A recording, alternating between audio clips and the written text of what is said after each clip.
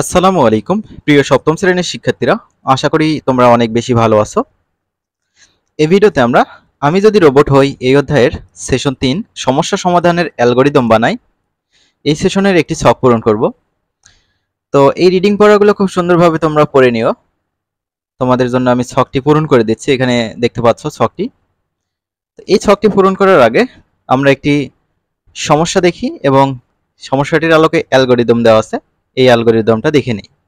এখন তোমাদের মনে প্রশ্ন জাগতে পারে, অ্যালগরিদম বিষয়টা আসলে কি? কোনো একটা সমস্যা ধাপে ধাপে সমাধান করার পদ্ধতিই হচ্ছে অ্যালগরিদম। তোমরা এটি মনে রাখতে পারো, খাতায় নোট করে রাখতে পারো।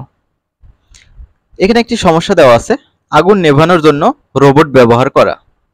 অ্যালগরিদম দেখো, প্রথম ধাপ, প্রথমে রোবটটি চালু করি। দ্বিতীয় ধাপ, রোবটের ক্যামেরা দিয়ে সামনের অবস্থা দেখি।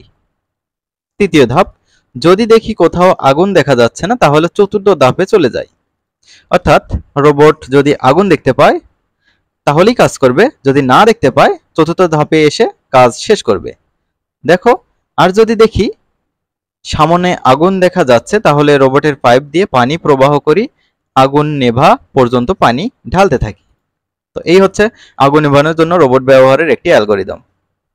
এখন আমাদের নিজেদের দলে নির্বাচন করা সমস্যার বিষয়বস্তু ও সমাধানের অ্যালগরিদম লিখে ফেলতে হবে। তো একটা সমস্যা আমাদের নির্ধারণ করতে হবে, সেই আলোকে একটা অ্যালগরিদম লিখতে হবে। চলো আমরা এটি সমাধান করি।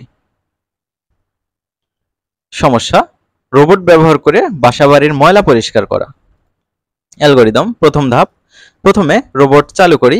দ্বিতীয় ধাপ, রোবটের ক্যামেরা দিয়ে ঘরের অবস্থা পর্যবেক্ষণ করি।